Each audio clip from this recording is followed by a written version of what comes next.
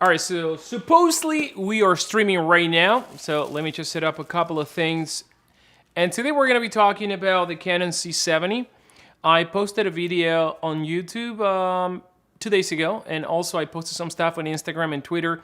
And it seems like a lot of people have things to say about this camera, and I've been using this camera for a little bit over 2 weeks right now. So I feel confident that, I've gone through everything in the menus, and I've shot so many things, including the birthday of my daughter last night. And I've been shooting in broad daylight, I've been shooting in low light, and I gotta say that I do love this sucker. So before I continue, I just want to make sure that I'm streaming. So what I'm gonna do is just check this YouTube page. Yep, there you go. So we're gonna wait for some of you guys to join us. And if you're there, pop in the chat. Let me know that you are, that you hear the audio. Let me know that you're there. And let me know if you have a particular question regarding this camera. So I'm going to be turning this way because, I have the computer right here. And, this is what we have going on. So guys, where are you guys from tonight? We'd love to know where you're coming from. I know that we get a lot of people from all over the world right here in the channel.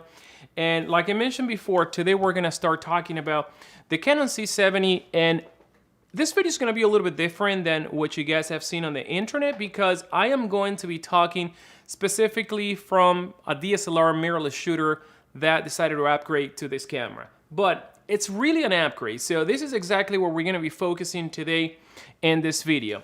Now, let me tell you, the first thing that is very obvious right here, hey, Toronto, Dallas, how you guys doing? So the first thing that is pretty obvious, with this camera is that this camera looks like a big DSLR or mirrorless camera. So some of you guys that are familiar with Canon and you're familiar with the 1DX line and even the Canon EOS R or EOS R5, the grip of this camera is actually very similar to the one from the EOS R. So actually this is the R5 right here. Let me just put them like that, if you can see. They are pretty similar. The ergonomics feel awesome, in this camera. Now, I talked to a lot of folks that are expert in cinema, and they prefer the grips that can actually, rotate, and I can see that happening because shooting, for this past 2 weeks, almost nonstop, I found myself wanting to, crack the grip and, angle in a different way. But, we have a fixed grip right here. Now, I made a video before talking about that I was very close to get the FX6, and I have a lot of Sony cameras and lenses, as you can see back there. So I also have like a fair, good amount of RF glass. And one of the reasons why I went to this camera is because I didn't want my transition from mirrorless, which is actually what I've been shooting for my whole life, DsLR and mirrorless, to really slow me down learning a brand new workflow. So this camera right off the bat is going to be, very familiar for a lot of you guys, that have been shooting in mirrorless cameras. So it probably took me about 5 to 10 minutes to start shooting videos with this camera. And that goes to show you with the ease of use of this camera. So let's talk a little bit about the body, what you're gonna find right here, because I'm planning to do, a recorded video, not a live like this one. And one of the things that you're going to notice is that, number one, not only the camera looks a little bit like a DSLR or mirrorless, but also where you should find the buttons, are very predictable right here. So right in the front, we have, the movie record button where you would have a shutter release for a still camera, for example. You also have a top dial right here. And by the way, everything can be configured to do whatever you want. So I have this dial configured to change the aperture. Now for the ISO, I'm actually using the ring. Let me actually remove this from my lens. Now for the ISO, I'm using the ring that every single RF glass has. So, might as well just, use it, right? So I'm using this for the aperture and this for the ISO. And this is kind of like my workflow since my Canon EOS R. So there's also a dial right here in the back, and I want to show it to you guys. Let me actually see if you can see it. This one right here. Now, on a still camera, this one would be dedicated in most cases for the shutter speed, but in video, you're not gonna tweak in the shutter speed, every second like you would be doing, in stills to compensate your exposure, to darken or brighten your exposure. So this one not only I find that kind of like it's right in the middle of a lot of things that you know, accidentally bump, but also, you know, it doesn't have any resistance. So it's really easy to bump it and change whatever settings. So what I have done, I have completely turned it off. So the reason why is because if you see right here, we also have, let me just show you, we have a joystick, you know, in this camera. So every time I reach to the joystick, you know, accidentally, you're gonna bump this dial. So, you know, instead of setting this up for a function and, you know, accidentally moving my settings, I just decided to deactivate it. Now let's talk a little bit about the joystick, because also for those that are coming from, let's say from the Canon EOS-R, EOS-R5, no, the EOS-R doesn't have the joystick, the EOS-R5, the EOS-R6, or, you know, the 5D Mark IV, this joystick is very responsive on the EOS-R5. Now, the one on this camera feels completely different. First of all, it has more resistance. Second of all, it's a little bit more erratic. A lot of the times when you want to go to the side, instead of going to the side, you actually go up or down. And I've had this in the past with some other cameras, like from Nikon, I believe it was, back in the days. And a lot of the times, you know, you just can't activate where you're trying to activate. Now, this is going to be very important, because if you are going to be relying on this joystick for selecting your autofocusing point, well, you gotta keep that in mind. But where it bothers me the most is actually on the menus, when I'm trying to kind of like go down the options, and instead of doing that, I'm switching tabs. And we're gonna talk about that, because this camera has by far one of the best menus. And while the menus are not 100% touchscreen, you know, there are certain things that you can touch, but you know, it's not like the Canon EOS-R5, for example, that you can actually control the entire menu with, you know, with a screen, you know, with your fingers and tapping in here. So it is going to be a problem, because a lot of the times, you know, it's just gonna take you a little bit more time.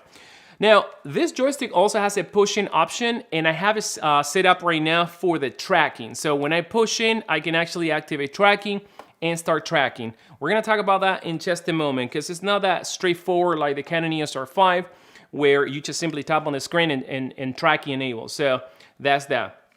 Okay, so let me tell you more about, you know, what's around the body. So you're gonna realize that on this side, we're gonna have plenty of options. So right over here, we have, let me just show you.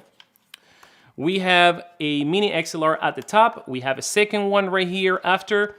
We also have a 3.5 microphone jack. So when it comes to inputs, audio inputs in this camera, you basically have, you know, plenty to choose from.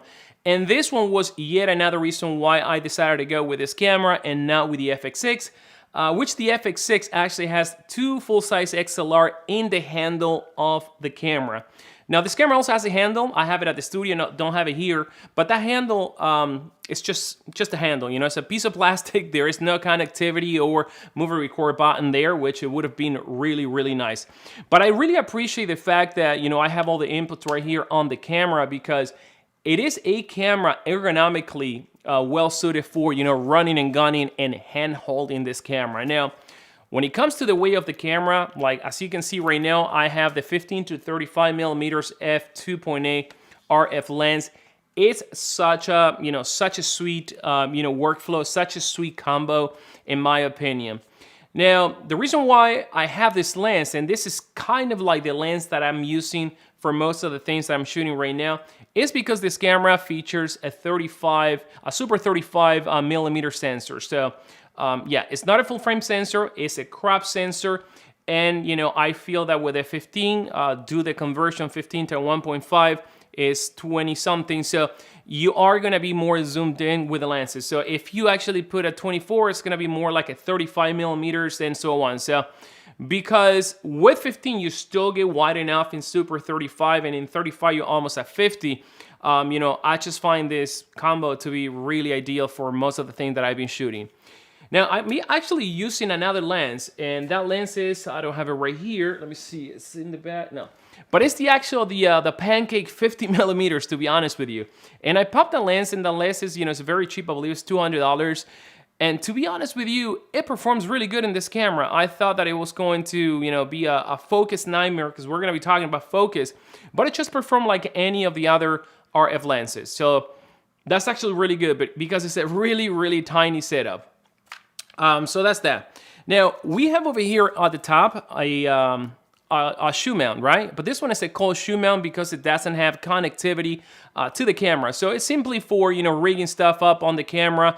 You're not going to be able to connect microphones or anything like that because it's simply just a cold shoe mount right there for fixturing, you know, accessories. So I can appreciate that. And, you know, obviously you're not going to be using remote triggers or anything like that, or XLR adapters. You know, everything that you need for audio is going to be in the camera.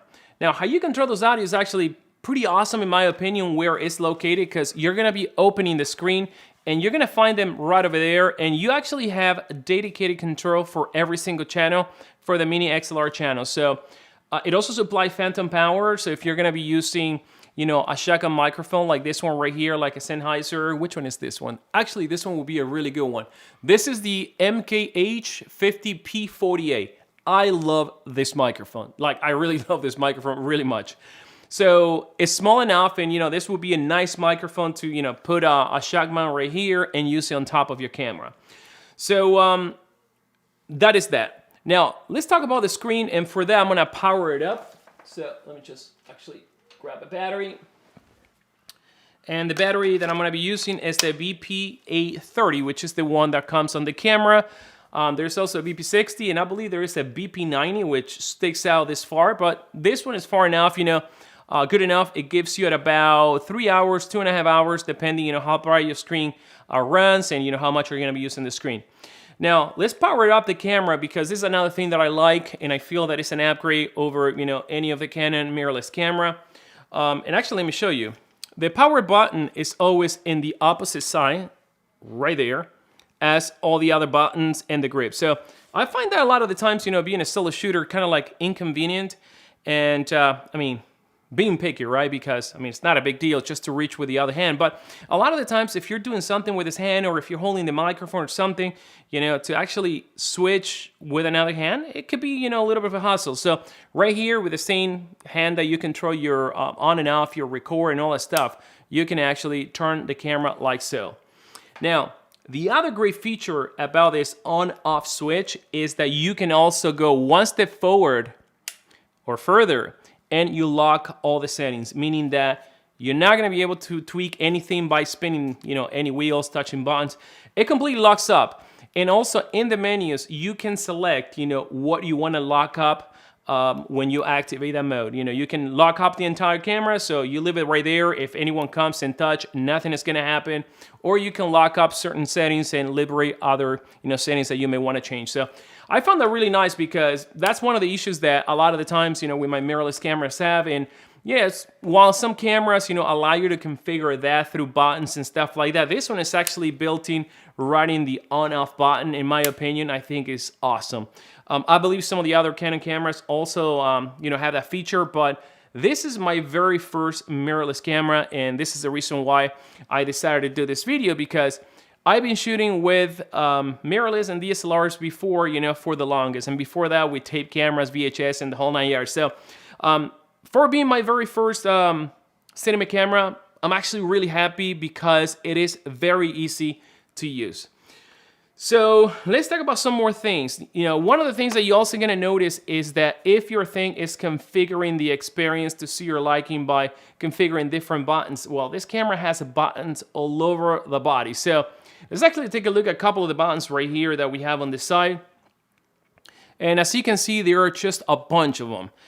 We also have buttons right there in the front, on the top of the camera. We have buttons also on the back, and we even have buttons right here under the lens. So when it comes to configuring, man, this is the camera.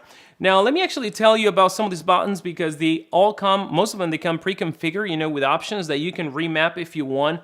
But the most obvious right here on the side is going to be the ND plus and minus. That means that, because this camera has built-in ND filters.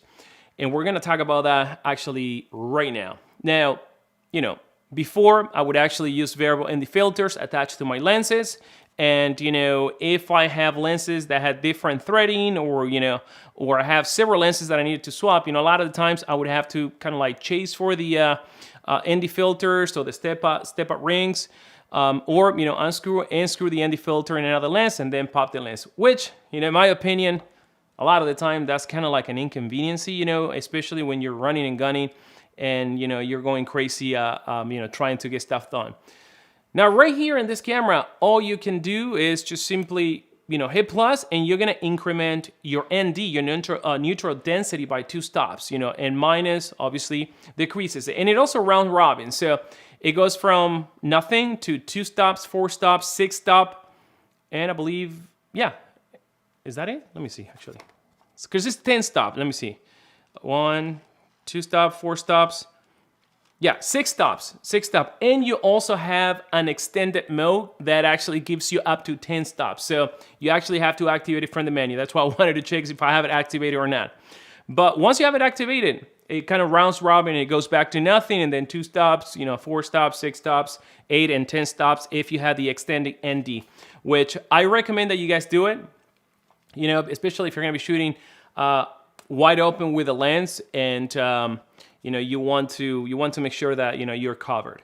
Now, because it jumps every 2 stops, one thing that you have to keep in mind is that every time you change, you know, your neutral density, you're gonna have to, you know, recompose or recalibrate your settings. You know, either you know, decrease or increase your ISO, or, you know, do like I've been doing now.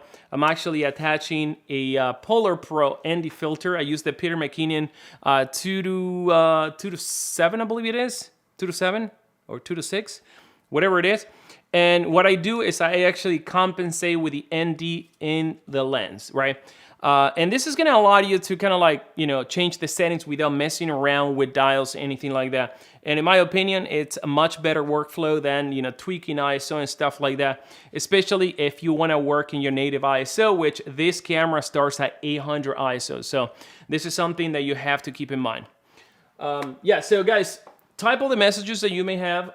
In just a moment, I am going to be answering some of those.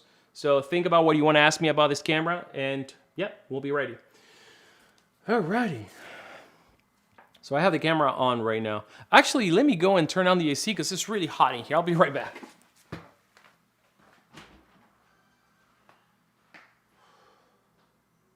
Please, let me leave the AC for me. Thank you. Like I mentioned, guys, this was live. Oh Lord. Anyway, so yeah, so I guess I walked you through the body.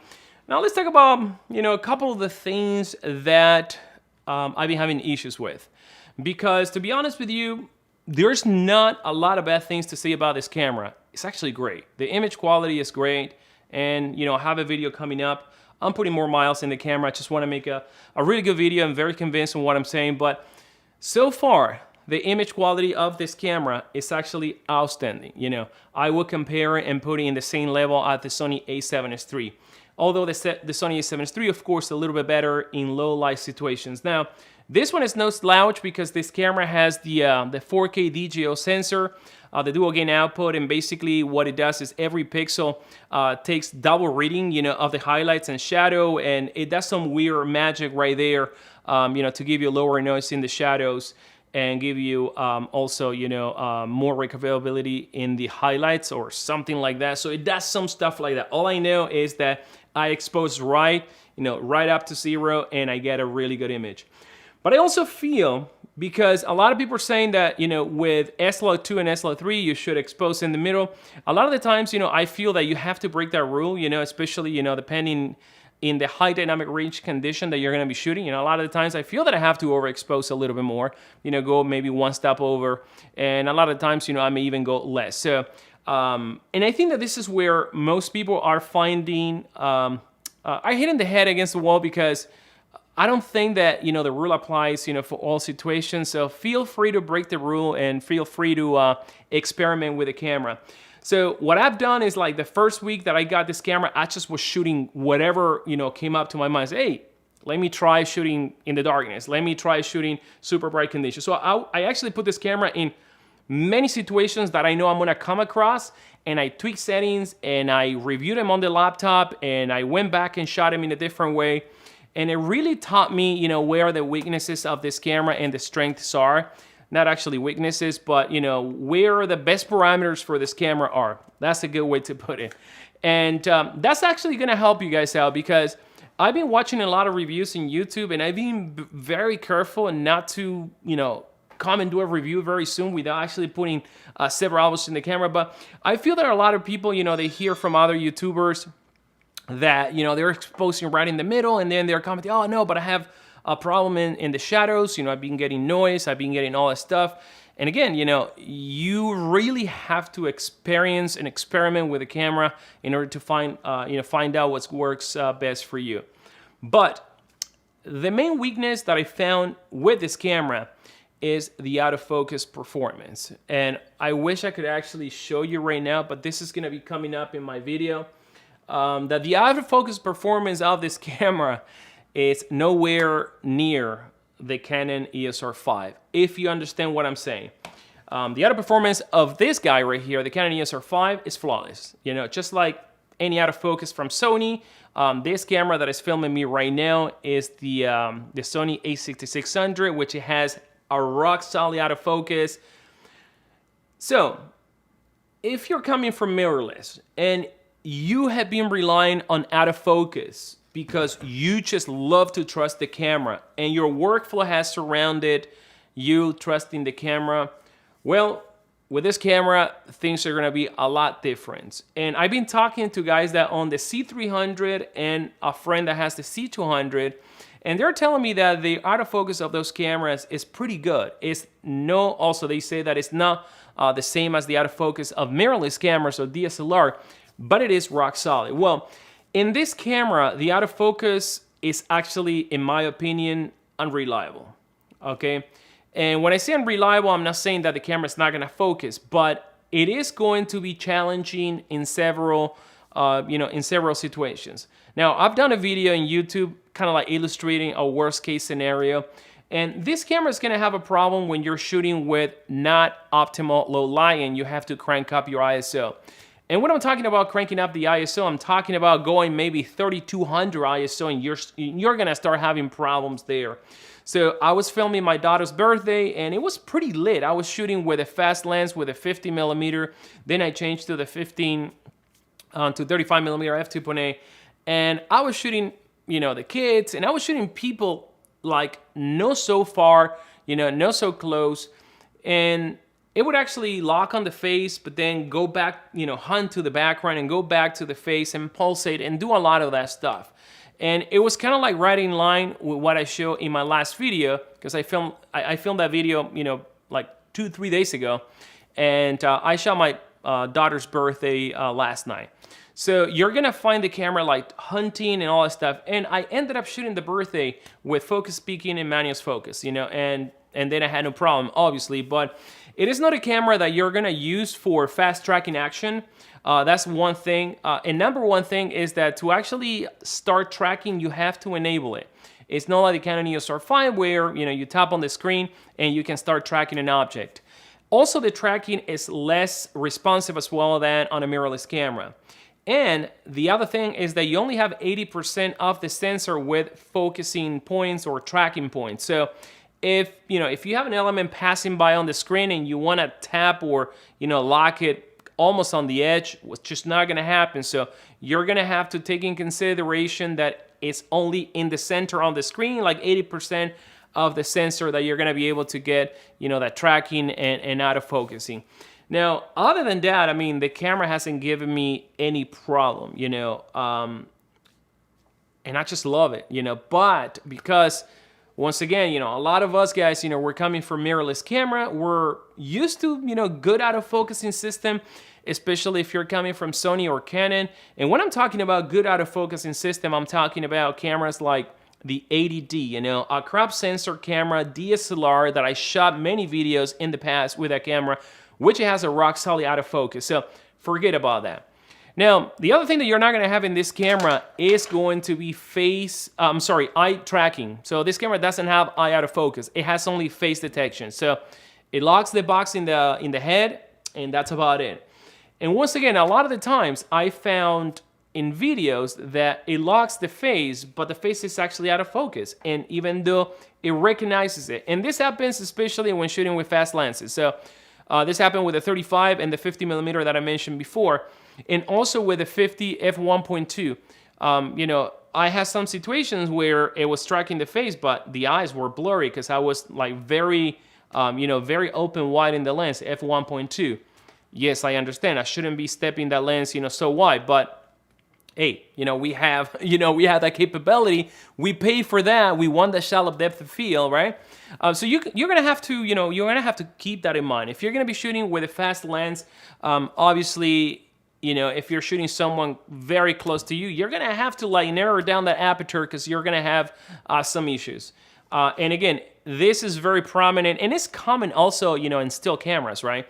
You know, the wider your aperture, the more the camera struggle to find focus. But this is where Autofocus comes to save the day because basically you are tracking a tiny spot on the face and, you know, and it's locking it here. So if you are actually filming, you know, with a wide aperture, you know, then you're not gonna have problems that the nose is gonna be blurry, the eyes is gonna be in focus, or vice versa.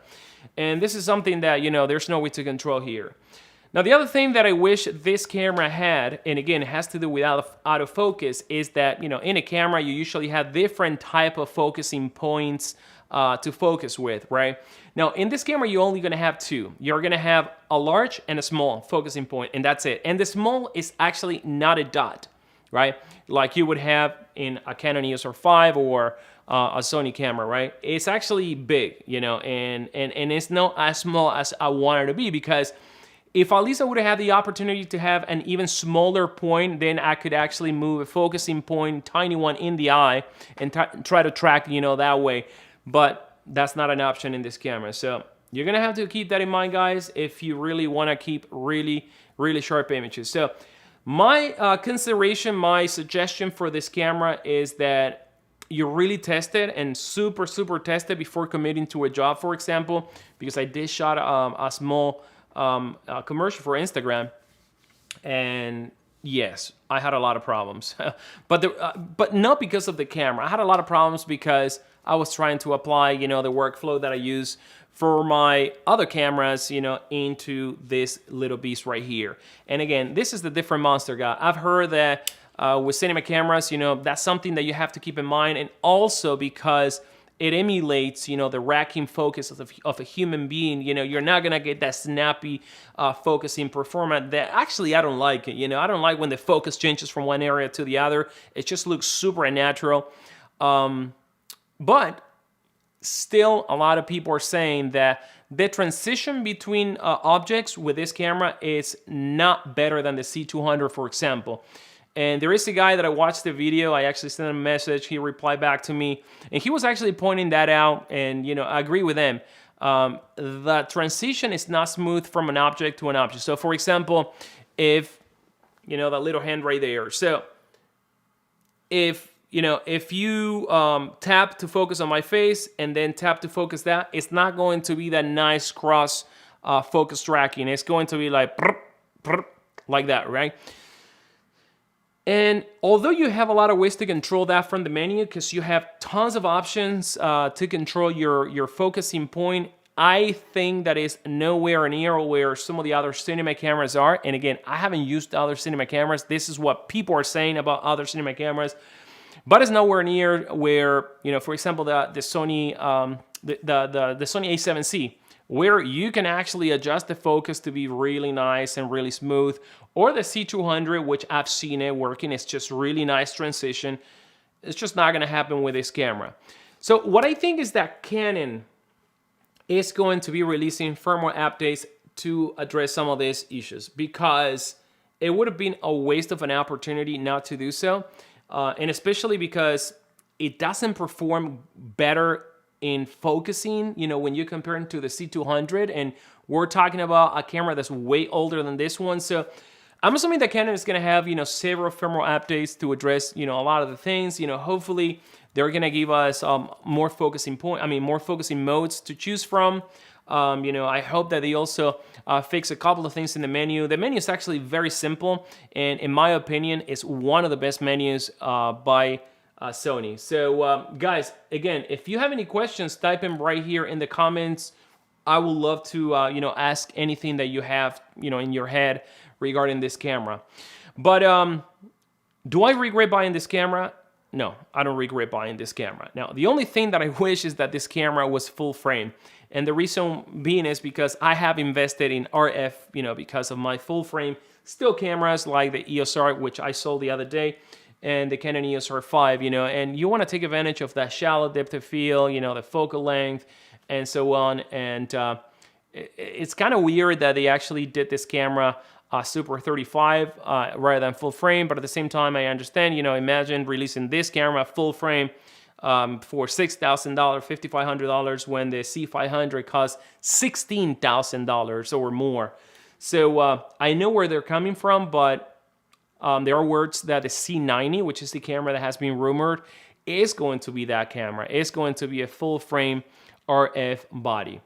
Now let's talk about the ergonomics of this camera, because a lot of people, I've watched some videos, have been trashing the ergonomics. And most of those people are people that don't have a lot of experience with mirrorless camera or don't shoot mainly with mirrorless camera.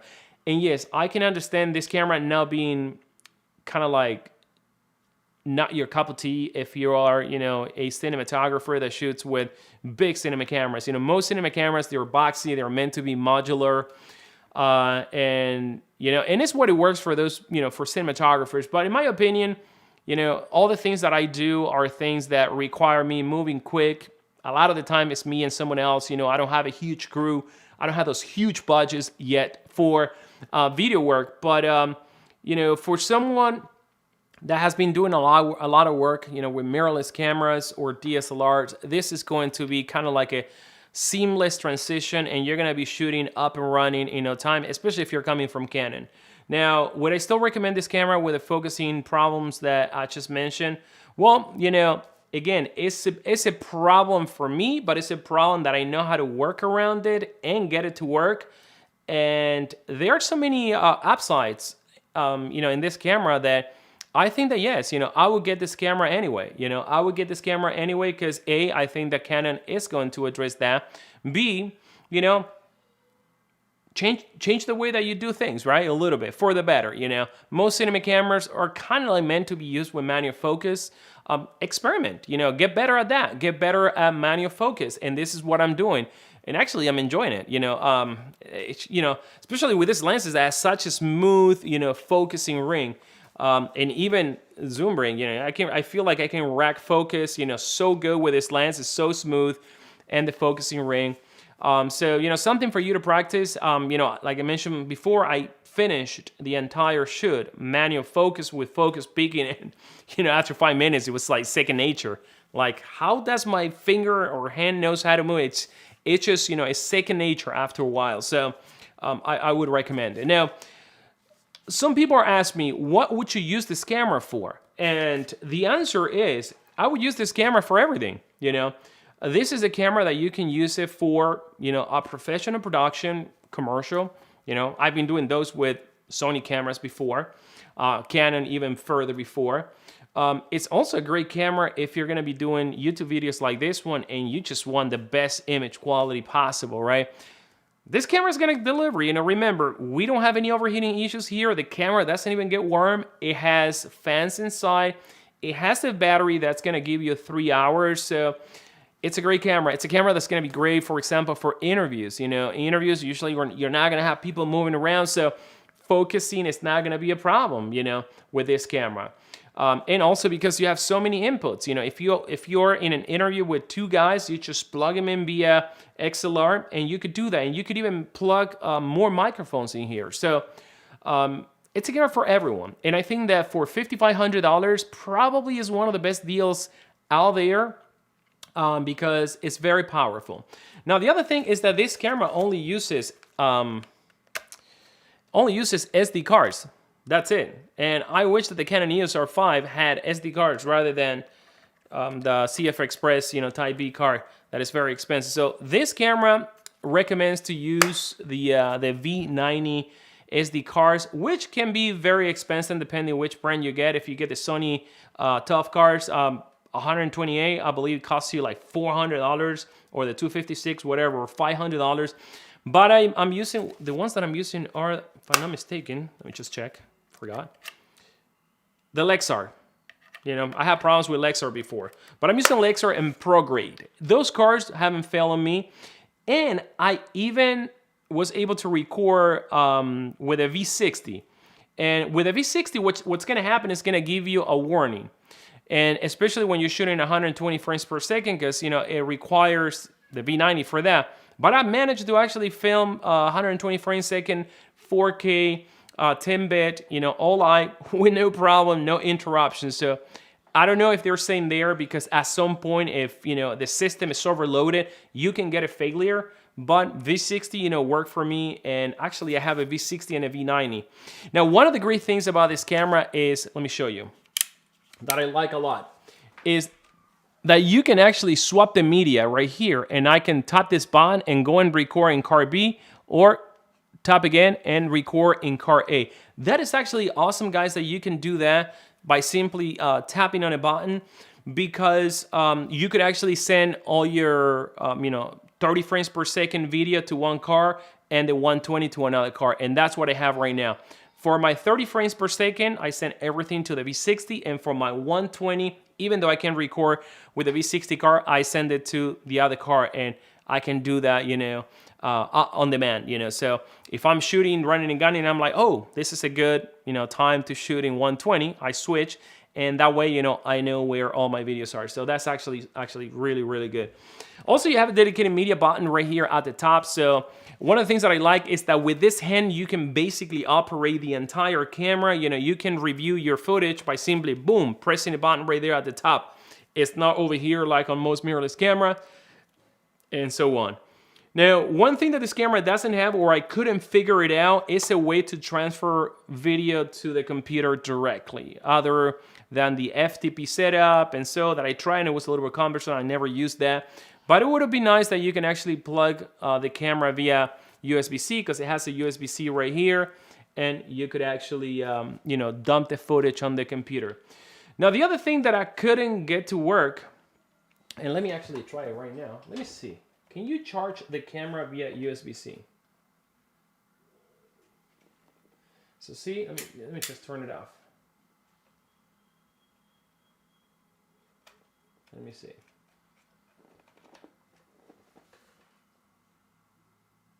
No light turning on or anything. Yeah, so I don't think that you can actually charge the camera via USB-C here. Let me see the battery icon. Nope. Let me see. Nope. No, so it has a USB-C port. It's probably for firmware. It's probably for, I don't know, but it doesn't charge the camera. For that, you actually have to put it in the DC input.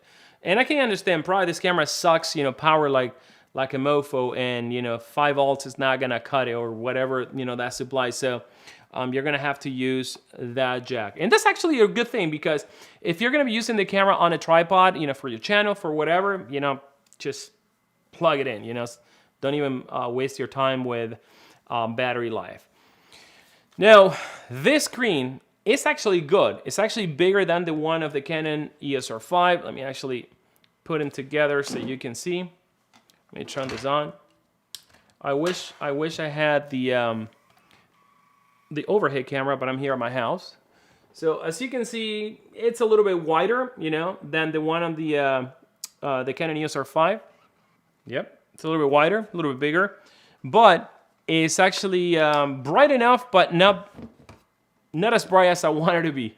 All right, so if you're familiar with the Sony a7S III, that one has a super bright screen that you can use in broad daylight. You're not gonna have a problem.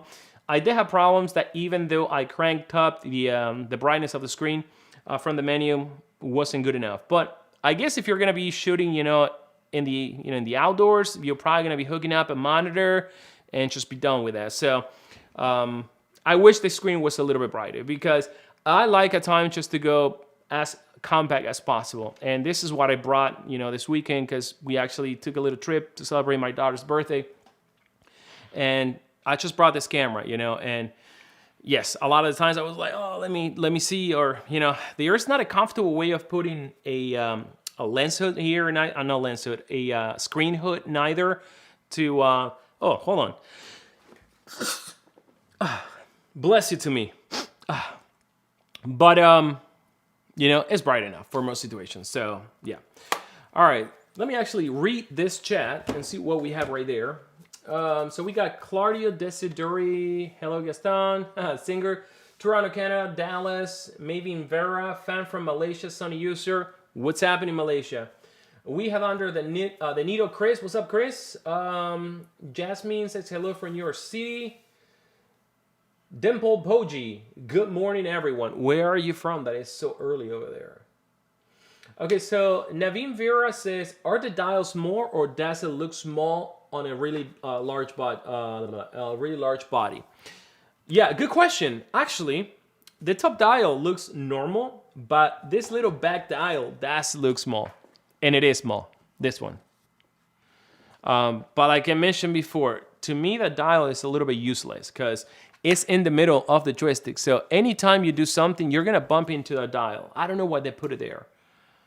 You know, should have been maybe there, maybe somewhere there, not there. So yeah, that one is tiny. You can use it to scroll, you know, through tabs and stuff like that. All right. So Camille is asking me, hello from the Netherlands. Don't you miss the viewfinder? Yeah, to be honest with you, if there is one thing that I like about mirrorless and DSLR is that, like I was mentioning before, you know, if you know you're in a super bright day and you cannot see very well on your screen, you know, you can actually peek through the viewfinder. But guess what? You got no viewfinder here. So this is something that, you know, you may have to get used to because there are now viewfinders in this camera. Maybe Canon is gonna come with a, you know, aftermarket, Canon aftermarket, come with an option for a viewfinder that you could probably attach there and connect it via HDMI, something like that. And that'll be it. But yes, I wish it had a viewfinder because the C100 has one, the C200 has one, this one doesn't. I guess, you know, that's a way to save cost, but I mean, if they would have wanted to save cost, they would have removed the XLR inputs. So I don't know, or put one. So yes, I do miss the viewfinder. It was a challenge last week that I was shooting a lot of videos in broad daylight, and like I mentioned before, I was struggling like telling what was on the screen. So that was that. All right, so Social Trading Blog says, if you set up face-only autofocus, do you think it would be usable for pieces to camera like you are doing now? If, for instance, if you were looking away constantly and then look back to the camera. Yeah, and actually, it retains the face. You know, when you tap on the screen, it locks on the face, and even if you do this, it's gonna recognize the face, and even if you turn around, it's gonna recognize the face, no problem. The situation that I came across is that a lot of the times, if you like, you know, if your subject turns around and then turns back, we'll lock on this face like I mentioned before, but sometimes the face may be a little bit out of focus for a moment until it really focuses on the face. So that's something that I experienced. And then the same person is asking, at least it wouldn't hunt if you lost it for a minute. Keep focus roughly on you and then react quiet. I mean, I try a lot of things and I'm continuing to try things. So that's why, you know, this is a lie. This is not the official video. I'm not condemning the camera, you know, for any reason. You know, I'm just pointing out some of the things, you know, that I'm observing right now. And keep this just an observation, guys. You know, everything could change. You know, Canon can release a new firmware or I can find better ways. You know, this is just my personal opinion. How this camera is, you know, performing in my hands. All right, so Gary Landy, the R5 needs the more advanced C-Log option. It's a shame that with the 8K full frame sensor that is in the camera that they haven't added that option yet. Do you know if they're going to? Well, you know, one thing that I've learned from reviewing so much Canon gear and owning Canon gear is that Canon does what Canon wants to do, you know, and period. And they can care less if we want something. Bottom line is that they are going to do what they have to do to protect the line, right? Now, imagine the Canon EOS R5 having 8K full frame, C-Log 2, C-Log 3, you know, cinema roll light. If that camera would have all the options, how are they going to go and sell, you know, much more expensive cameras to other people? And I understand. You can compare a cinema camera with a mirrorless body, but someone that's in the middle, I mean, you just made it super simple. I'm like, nah, why am I gonna spend that when probably not even half of the time I'm gonna need this feature? And people would actually get something cheaper. This is what they're doing. And when they launch this camera, I think that a lot of these things that I'm mentioning right now were perhaps, purposely planned to happen that way. Now, we have heard the rumors about the new 8K camera that Canon is going to be launching. That perhaps is going to be kind of like a game changer, for Canon. So they just got to be really careful. They can give you all the bells and whistles in a much more affordable body than some of the other options that they have. So I think that this camera, for example, doesn't have raw output in any shape or form factor, and I don't think that they would even enable it or being able to do so, unless unless you can actually record at a lower bit rate, maybe 8-bit. But because you have only 2 SD cards. So I don't think the media can actually keep up with 10-bit RAW in this camera. Or maybe you can. I mean, I don't know. I don't think so. RAW, I don't think so. I don't think so. Now, externally, that could be a possibility. We have a full-size HDMI in the camera. It's full-size. Boom. Full-size HDMI. So I think that we're going to see a lot of updates in this camera. And one thing for sure is that Canon has listened to people, and they listen, and if there is a lot of noise, they're going to do something about it. But one thing that I noticed is that regarding this particular camera, a lot of people kind of like they're afraid to, just voice their mind, speak their mind about this. I don't know why, but very, very few people have talked about the autofocus problems. And those have talked about the autofocus problem, they basically share the same the same issues that I've been coming across. And once again, this is a problem if you relied on autofocus. If you're going to be using manual focus, this is great, man. C90 could be the camera that is going to be, in my opinion, the perfect camera. Because if that camera comes in full frame, that's it. I sell this camera or I keep as a B cam. But I wish this camera was actually full frame. So that's that. All right, so what else? We got Lucas Blaney from Canada. How is the image compared to the R5's 8K? All right, let me be brutally honest. I've never shot seriously on 8K on the Canon EOS R5. I shot a couple of clips just to see how it looks.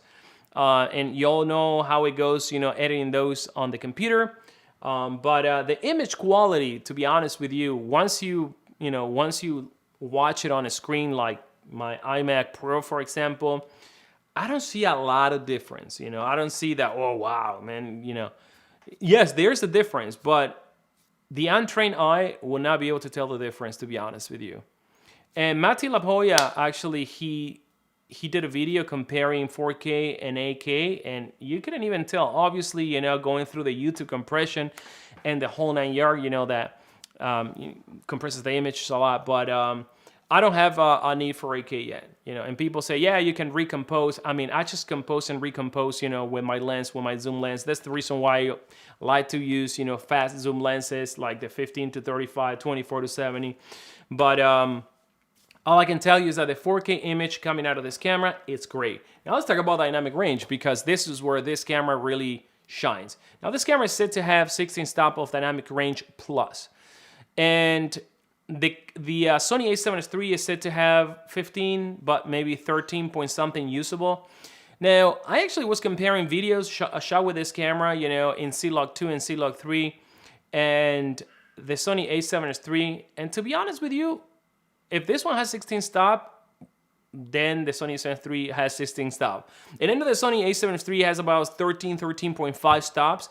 So I'm assuming that this camera, or it's safe to say that it's kind of like the same. So if it's 13.5, I think this camera also have a maximum noticeable, usable dynamic range of 13.5 or 13 or something like that. Now, I was talking to someone that told me that the additional stops, they may be attributed to the in the shadows or something like that, to have less noise and more recoverability in the shadows. I don't know, but it's not a whole difference from what I'm used to. And again, if you know, and I'm coming from the Sony a7S III, obviously that camera is game changing for me compared to my Sony a7 III or a7R III, a7R4, a6600. You know, the Sony a7S III has great dynamic range, and this camera is no different. So that's that. Now, one question that I want to answer, the Rekomoto, which one is better? I haven't tried the Rekomoto, man. And I'm itching to try that camera, but there is one thing that really throws me off about the Rekomoto is that in 120, you know, you start cropping and cropping and cropping and cropping and cropping as you increase the, you know, the frames per second. And once again, I like to use my lens the way that lens was designed to be used. I don't like to crop. I can take the Super 35 crop, but that's fine. But the Rekomoto, you know, 124K, I use it a lot. In fact, I shoot videos only in 4K 120 a lot of the times, you know, slowing down and, you know, all that B-roll stuff, right? So people love that, clients love that. So in my opinion, it's not a camera for me. Maybe a camera for someone else that, you know, doesn't shoot 120 that much, or someone that doesn't mind the crop. But, you know, I always wanted to own a rig camera, but the Rekomoto just doesn't seem to be the camera for myself. So it may be the camera for someone else that, you know, love all the features that the camera pack. So that's that. Now, let me tell you another thing. Now, remember that we talked about this camera having the DGO 4K sensor. Well, when you're shooting 120 frames per second, I've been told, and that seems to be the case. Let me see. Let me put a highlight there. There you go. There you go. Boom. Oh, nice. There. So the DGO feature of the sensor in 120 doesn't work. So the DGO sensor only works, I believe, up to 60 frames per second. Not in 120. I did not find that being a deal breaker. I did not find a huge difference, to be honest with you. So it's fine for me. That's it. You know, that's all I'm gonna say. Alrighty, so George Robinson said, "Hey, Gaston, I'm building a CYC in my studio in Bahamas. Do you have any behind the scenes of your CYC cyclorama? You should come down and check out our space when it's finished." Hey, George, yeah, what's happening, man? I love Bahamas. I don't have a step-by-step, but you can actually check out. I think I posted a video a long time ago when I was building the studio in the making, but no. And this is the second cyclorama that we built, because we have a bigger one, a 180, in my other studio. And if you have any questions, drop me a comment on Instagram at Gaston Shutters. So this is all I have to say about this camera, guys. It's a great camera with a lot of flexibility, a lot of customization, a lot of new features that are freaking awesome for me. You know, the fact that I can professionally input microphones, you know, microphones that even require phantom power, you know, yet still keeping the setup small. The camera looks a little bit bigger than the Canon EOS R5. Let's put it side by side. But it's not a huge difference, you know. And last but not least, I want to talk about my experience. Let me see. Is it there? Hold on. Where is my A7S III? Oh, here it is. All right. So here's the 7S III. So a lot of people ask me, which one do you prefer best? The Sony a7S III or the Canon C70? I have them both in front of me. Now, when it comes to size, well, there's one that is a lot smaller, which is this one. But when it comes to feature, there's also a camera that is noticeably way better. So the Sony a7S III is a camera that when you have to, if you're gonna be hand holding the camera a lot, and you know you're gonna be doing, you're gonna be shooting with your hands. You know, you're gonna be using a minimalistic setup. This is the camera to go. You know, in my opinion, this camera has a place, and the same goes for this camera. Now, you can basically do exactly the same thing that you could do with this camera, and vice versa. But this is not a camera that I would recommend for capturing an interview, for example. You know, you have to put the XLR adapter in this camera. Probably this is a better camera for that. You know, you have all the options right there in the camera. This one also has a bigger battery. It lasts a little bit longer than this camera right here. But again, this camera also has a lot of features. If I really need to, if I want to rely on autofocus, and if I'm going to be shooting not in optimal light conditions, the Sony a7S III is the camera that I am going to pick.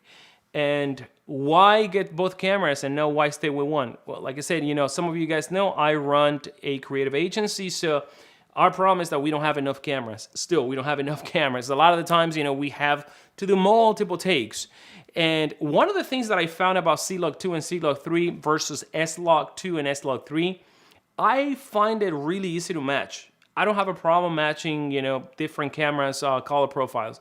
I find them easy to match. So for me, it's not a big deal. You know, say, oh, you know, this is another brand and this is a Sony. You know, I just can, you know, match the colors, no problem. But this one would be when I want to go in a much more concealed portable setup, or want to carry less stuff, or if I'm going to be going on vacation, I'm going to be bringing this camera, not bringing this camera. So it's just a matter of, you know, being aware of the limitations of the camera and being able to recognize, you know, what the camera has to offer to you. And my suggestion is that to all of you guys that, you know, watch a lot of YouTube videos, you know, like myself, you know, take everything with a grain of salt, you know, but in the end, do your own experimentation, because I was talking to some folks about the C70, and I was telling them how I was doing some stuff, and they were like, oh, wow, yeah, I haven't tried that. Yeah, oh, yeah, that worked pretty good. So, you know, you could discover things, you know, you could actually discover new ways of doing, you know, the same thing with a camera. So experiment, guys. Experiment, and just don't get frustrated. Give the camera its time, and give yourself, you know, time to transition to a new camera. Now, this camera is so easy to use. This camera is even easier. So that's how I'm going to leave it for today, guys. Any other comments? All right. So the Salon guy says, I'm having issues with the autofocus, and it seems many other people are also. Are you talking about the C70? So let us know in the comment. Yeah, so like you guys can see, you know, some other people are also having issues with the camera. And again, it is what it is. So just to close up, you know, I think that Canon is going to be addressing some of those issues. I love this camera. I'm planning to continue using this camera. I can't wait to put more hours with it, and I can't wait to finally reveal my YouTube video that I've been working for a while, capturing footage and all that stuff. So we'll see, guys. So drop your comments down below. You know, this one was a live. Let me know. I believe this one is my second live. Let me know about the quality. What do you think? The audio and stuff like that. What do you think about the C70 if you have one? And until then, guys, see you in the next video. Take care.